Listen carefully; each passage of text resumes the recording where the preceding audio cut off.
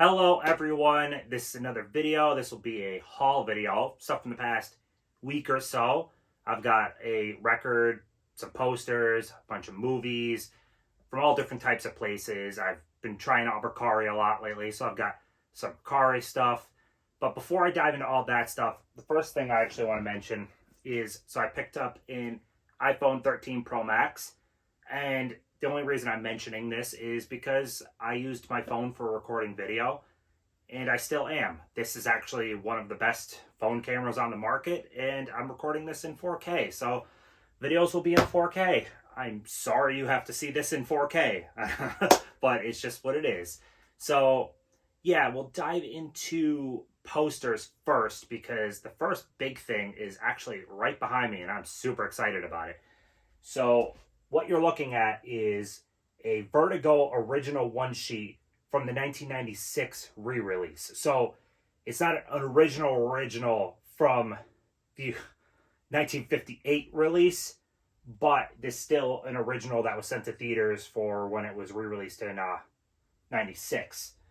And it's still actually, for being one released in 96, it's still pretty rare. I mean, I spent $150 on it. Its ballpark is 150, 200, sometimes a little more. But this is the cool thing. I've already shown the light box, but look how fantastic that thing lights up. It's crazy how well that lights up. That looks excellent. And the artist, if you didn't know, is Saul Bass, who is one of the all-time greats for movie posters. I don't know if you've noticed over time, like, a lot of posters had similar type of feel. It's because a lot of the same people worked on all different classic posters. Like Saul Bass also did The Anatomy of a Murder poster artwork and so much more.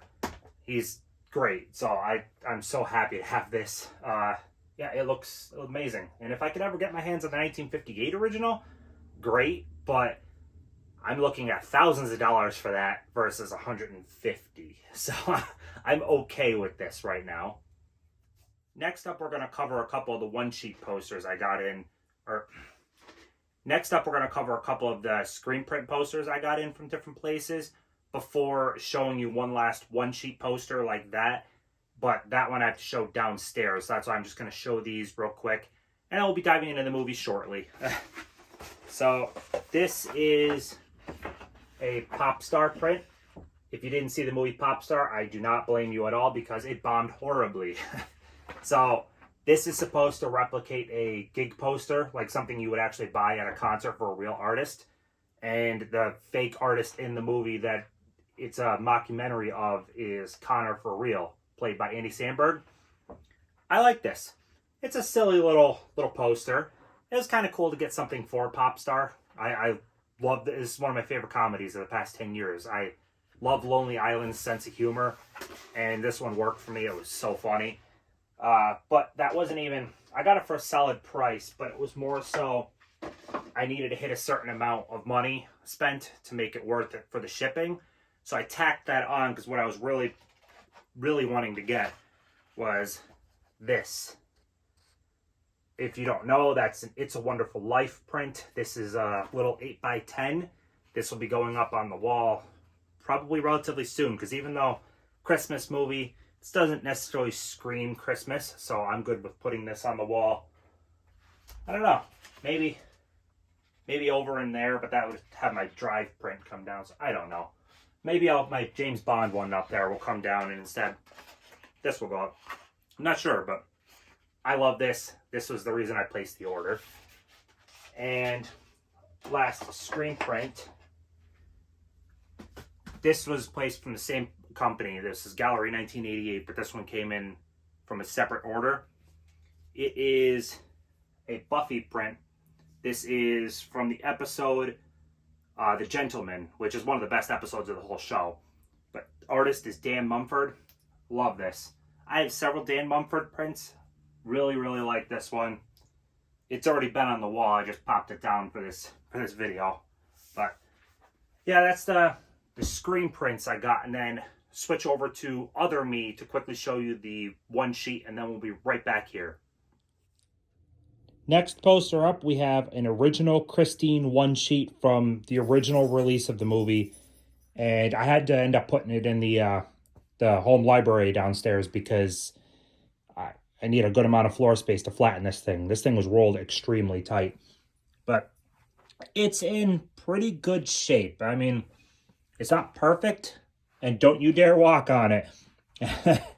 But it's in pretty good shape. I spent 100 on it. I'm okay with that. That's sometimes you get them a tick less, sometimes you can pay more. It's in pretty good shape though.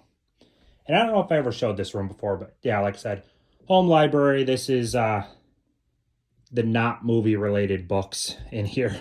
But yeah, absolutely love this. And once I get it flattened out, I'm gonna figure out which frame, and that's going up on the wall.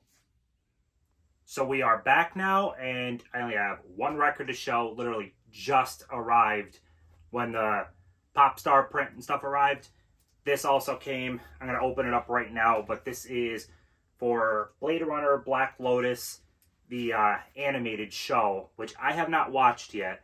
I haven't heard great things on it. I haven't heard horrible things, but I actually bought it because the art on the record, it's on the front sleeve, is by Greg Ruth. That slipped right off. But yeah, Greg Ruth. He's actually my overall favorite current artist. I should say current. But I love his stuff. He deals with like black and white and more one color stuff often, but his really colorful stuff works out really well. And this is inside, which that is very nice. Which it's kind of weird. This is a trifold and it's only 1 LP. That is not normal. Normally trifolds will be 3 LP or at least 2. This is only 1. Throw that over there. And what do we got color wise? Look at neon pink.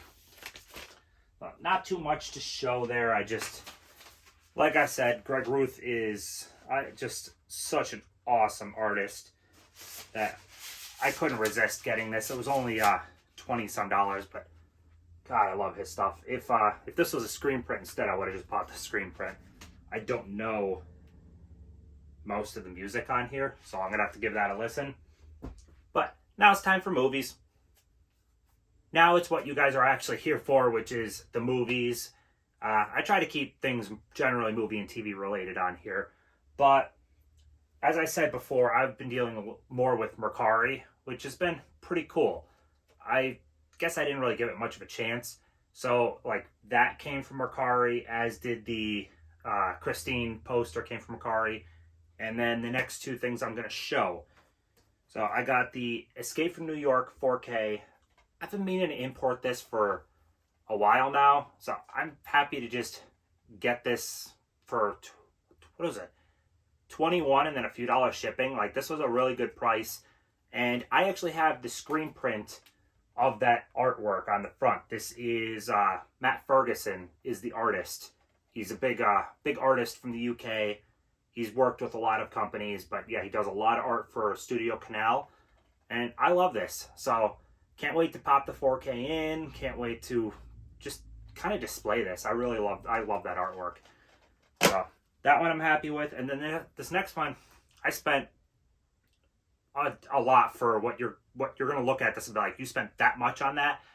But I spent 80 and change for the Librarian trilogy. This is actually pretty rare. I've never run across it in person. And yes, I absolutely could have just held out and maybe I'll find it at a thrift store for $2 or $3. It's possible. But as I pointed out in my out of print video, if you want it and you're not patient enough, just get it. I mean, honestly, this sells more sometimes upwards of like 150 even occasionally. This is a rare one. I love these movies and I've been itching to rewatch them. There is a DVD set for them, but the Blu-ray set, long out of print. This is a Indiana Jones type treasure hunting movie. Lead guy, played by Noah Weil, plays the character Flynn, and he utilizes his intelligence to help retrieve artifacts for this big giant library that holds everything. if you ever saw the show Warehouse 13, it's kind of like that, but with less of the sci-fi twist that Warehouse has. This is a lot of fun, really good TV movies. The special effects aren't amazing, but I like them quite a bit. And like I said, you get Noah Weil, who I think he's a pretty good actor, but you also get Bob Newhart and Jane Curtin in really big reoccurring roles in the movies. Really fun. I enjoy the heck out of these movies. So yes, I spent a lot of money on them, but also yes, I'm going to enjoy the heck out of rewatching them, watching them in HD instead of the DVD set I have. So yeah, I'm very happy with this one. I was actually going to move on to the next movies, but real quick I wanted to mention, who's tried Zip on Mercari? Or if you've ever tried PayPal Pay in 4 or any of that stuff. I've been utilizing some of that stuff when it comes to some of the bigger purchases like this. So what it does is it basically takes your purchase and splits it up over 4 payments, interest free, but you get it now and it's not credit based. So nothing I have in this room anywhere is credit based. I don't advocate buying movies on credit, none of this stuff. It's all frivolous, fun hobby stuff. It's not, you don't need to utilize credit for it. But Zip and PayPal Pay in 4 and things like that, I think they're pretty cool as long as you don't put yourself too deep in with too many payments. It just, basically those companies will pay the seller and you get the product now and then you just bi-weekly pay them with automatic payments. And like I said, it's interest free. So I'm paying 20 some a week, or sorry, 20 some bi-weekly for this. Sure, I could have spent all 80 up front. I have that money. But I don't know, it makes it feel not as bad to be paying the 20 some bi-weekly than to pay 80 some on the Librarian series. So, I don't know, it's a personal thing. I don't know if anyone has used it before. Again, not advocating ever using credit for this stuff. It's not needed at all. But I just think it's kind of cool. Like I said, completely interest free. So that's the thing. If they charged interest, not a chance would I use it. You don't need to pay interest on this stuff. Now let's dive into the rest of the Blu-ray, and got some good stuff in here. So the first one, I just watched it this morning. I have Mondays off generally, and this has been kind of a movie Monday. I watched 2 of the things in the stack today. I watched The Capture, which kind of fits into Mid-Level Media's Western month. It's kind of like a Western noir. I liked it. This was pretty good. It was the story of a guy who is working at an oil field in Mexico, and the payroll for everybody is robbed. So he goes out looking for the guy who robbed the payroll, finds someone he thinks is it, shoots him a little too early, ends up killing him, and eventually it leads him around to the guy's wife, and he ends up falling for the guy's wife. It's pretty good. I liked it. The transfer is not great. I will say that. I'm happy Film Detective gave something like this a release, but the daylight scenes look really good. The night scenes are pretty muddy. It's not a great transfer, but it's not a horrible one either. It's kind of fine, but this is also, it's directed by John Sturges. He did Magnificent Seven, Great Escape, Last Train from Gun Hill. That's a major director. Yeah, definitely check this one out. I think it's worth seeing. Got the Candyman 3. Didn't see this one. It just literally arrived this morning before filming. Last Night in Soho. Eventually I will see this damn movie. I meant to go to theaters for it, and my local theater, for some reason when this came out, they did not want to have many showings. They had like 3 showings a day, and nothing was working out for me. So we figured we'll see it when the disc comes out. Went and picked it up at Best Buy on Tuesday. Kept saying we're going to watch it each night. And just things came up where it was a late day at work or something else came up, and we just didn't get to it yet. Hopefully this week, because I'm really looking forward to it. We've got this triple feature. I showed some of this stuff up on Instagram already, so you might have seen, but this morning I watched this Ghost Heads documentary, which is the reason I bought this. I wanted that documentary anyway, and for the price I paid, I got 3 documentaries, and plus Back in Time is supposed to be pretty great. But Ghost Heads is all about fandom, basically. It's following a group of ghost heads and why they love Ghostbusters. What about fandom connects people so much to movies? There are heartfelt moments in this. I enjoyed this documentary quite a bit. I'm definitely going to check out Back in Time. We've got Indiscreet. Cary Grant movie. Saw this years ago with my mom. I don't really remember much, but I'm looking forward to rechecking it out. Cary Grant and Ingrid Bergman, great chemistry. They were together in Notorious. This awesome movie right here, which is also, by the way, Greg Ruth artwork. Same guy that did the Blade Runner. He does a lot of Criterion releases. But looking forward to rechecking this one out. It's an olive release. I always like adding olive releases to the collection.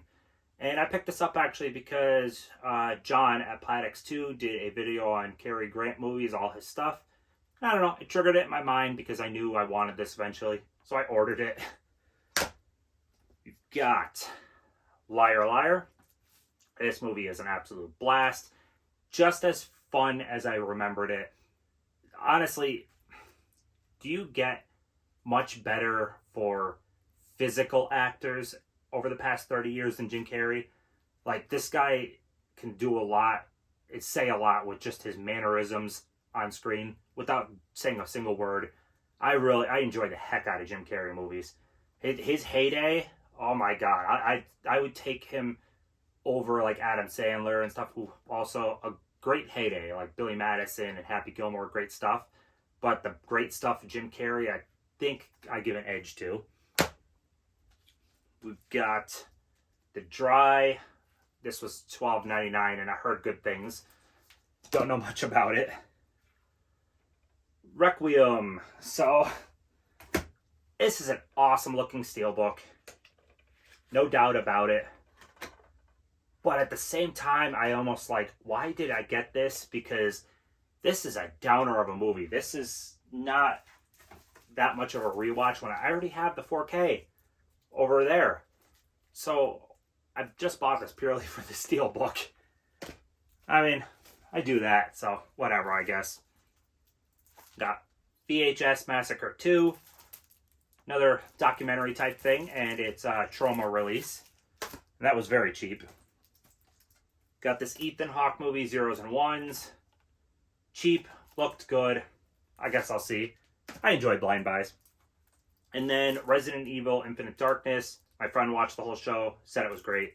So, got a recommendation on that one. But yeah, that appears to be everything. Filming this on a Monday. And of course, new release day is tomorrow. I think I only got the piano and a couple of things coming, which, by the way, the piano is also Greg Ruth artwork. I love his stuff. But yeah, guess that's all for this video. Yeah, I guess that's it. So, like, comment, subscribe, and I'll see you in the next one.